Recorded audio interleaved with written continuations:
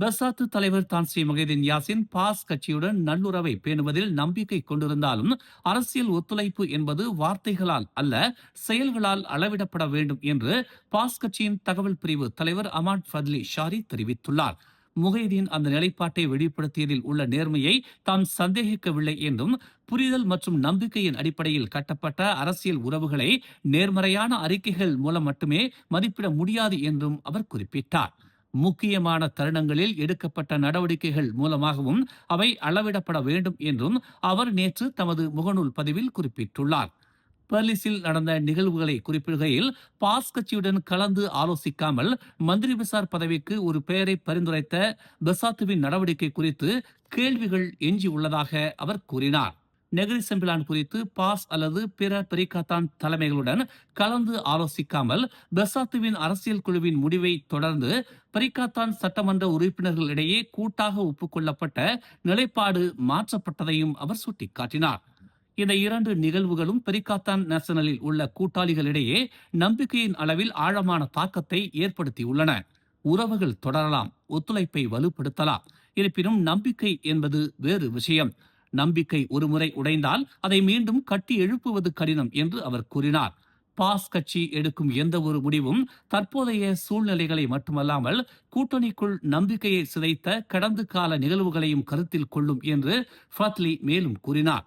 Perikatan நேஷனலுக்குள் உள்ள தோழமை உணர்வை மீறுவதாக கூறப்படும் பெசாத்து கட்சியின் பல நடவடிக்கைகளை தொடர்ந்து அக்கட்சியுடனான தனது ஒத்துழைப்பை மறு மதிப்பீடு செய்யும் என்று பாஸ் கட்சியின் தலைவர் தான் ஸ்ரீ அப்துல் ஹடி அவாங் தெரிவித்திருந்தார் என்பதும் குறிப்பிடத்தக்கது. பெட்டாலின் ஜெயாவில் முன்மொழியப்பட்ட அரசு மருத்துவமனையின் கட்டுமான பணிகள் தொடங்குவதற்கு முன்பு ஒரு விரிவான பணியாளர் திட்டத்தை நடைமுறைப்படுத்துமாறு மலேசிய மருத்துவ சங்கமான MMA சுகாதார அமைச்சை வலியுறுத்தியுள்ளது. நாட்டில் கிட்டத்தட்ட 11,000 சிறப்பு மருத்துவர்கள் மற்றும் 14,700 செவிலியர்களுக்கு பற்றாக்குறை உள்ளது என்றும், மார்ச் மாதம் வழங்கப்பட்ட 5,000 மருத்துவ பட்டதாரி பணியிடங்களில் 529 மட்டுமே நிரப்பப்பட்டுள்ளதாகவும் MMA தெரிவித்துள்ளது. மேலும் மனித வள பிரச்சனைகள் காரணமாக அண்மையில் கட்டி முடிக்கப்பட்ட பாசிர் கூடாங் மருத்துவமனை இன்னும் முழுமையாக செயல்பட தொடங்கவில்லை என்றும் அது தெரிவித்தது. ஒரு மருத்துவமனை என்பது அதன் சுவர்களை விட மேலானது. அதற்குள் பணிபுரியும் மருத்துவர்கள், செவிலியர்கள் மற்றும் சிறப்பு மருத்துவர்களே அதன் அடையாளம். அந்த வகையில் மலேசியா ஒரு சிக்கலை எதிர்கொள்கிறது. அதிலிருந்து வெறும் கட்டுமான பணிகளால் மட்டும் நாம் மீண்டுவிட முடியாது என்று MMA தலைவர் டாக்டர் ஆர் திருநாவுக்கரசு தெரிவித்துள்ளார். நமது மருத்துவமனைகளில் தேவைக்கு பற்றாக்குறை இல்லை, அங்கு பணியாளர்களுக்கு பற்றாக்குறை உள்ளது. உள்கட்டமைப்பு மேம்பாட்டிற்கு பின்னால் பணியாளர் திட்டமிடல் பின்தங்கும் போது என்ன நடக்கிறது என்பதை பாசிர் கூடாங்கில் நாம் ஏற்கனவே பார்த்திருக்கிறோம் என்று அவர் சுட்டிக்காட்டினார். அது கட்டுமானத்தின் தோல்வி அல்ல, பணியாளர் திட்டமிடலின் தோல்வி என்று அவர் விளக்கமளித்தார்.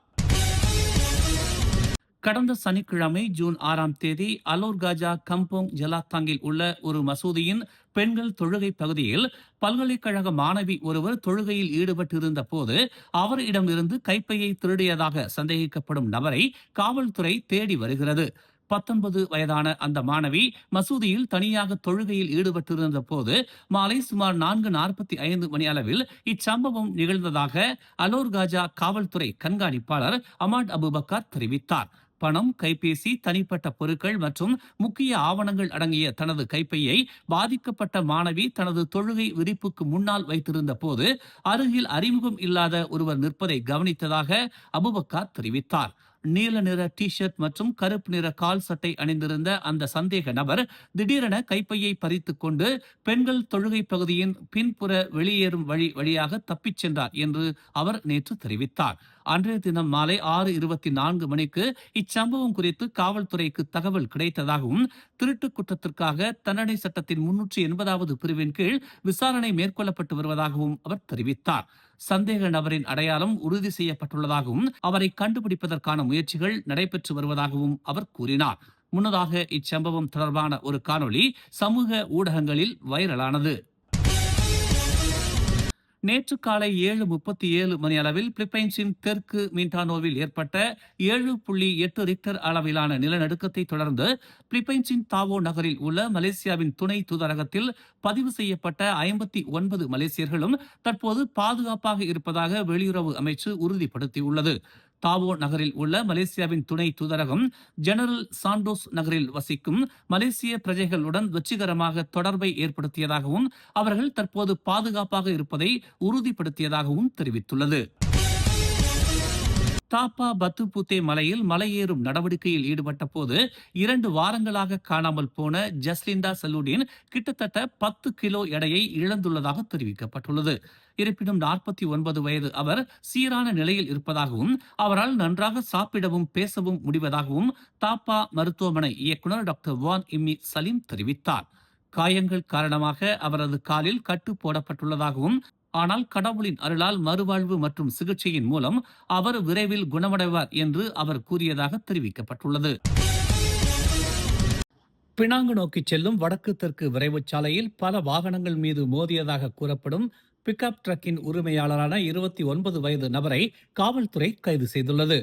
நேற்று காலை 10:05 மணிக்கு இச்சம்பவம் குறித்து காவல்துறைக்கு தகவல் தெரிவிக்கப்பட்டதாக சப்ராங் பிராய் தெங்கா காவல் நிலைய தலைவர் நிக் அமீனுடீன் ராஜா அப்துல்லா தெரிவித்தார். சந்தேக நபர் பொதுமக்களால் தடுத்து நிறுத்தப்பட்டு சம்பவ இடத்திற்கு வந்தவுடன் காவல்துறையிடம் ஒப்படைக்கப்பட்டதாக அவர் ஒரு அறிக்கையில் கூறினார்.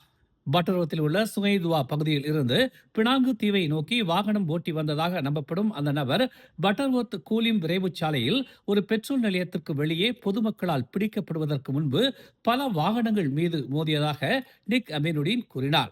சந்தேக நபரின் பையை சோதனையிட்டதில் 0.75 கிராம் மெத்தாம்பெத்தமைன் மற்றும் 2.38 கிராம் கெத்தமைன் என சந்தேகிக்கப்படும் போதைப் பொருள் கண்டெடுக்கப்பட்டதாக அவர் கூறினார். பின்னர் மேற்கொள்ளப்பட்ட சிறுநீர் பரிசோதனையில் மெத்தாம்பெத்தமைன் மற்றும் மார்பின் இருப்பதும் உறுதியானது. பின்னணி சோதனைகளில் சந்தேக நபருக்கு 15 போதைப்பொருள் தொடர்பான குற்றங்கள் மற்றும் 2 குற்றவியல் வழக்குகள் இருந்ததும் கண்டறியப்பட்டது. தொடர்ந்து விசாரணைகள் மேற்கொள்ளப்பட்டு வருவதாக அவர் கூறினார்.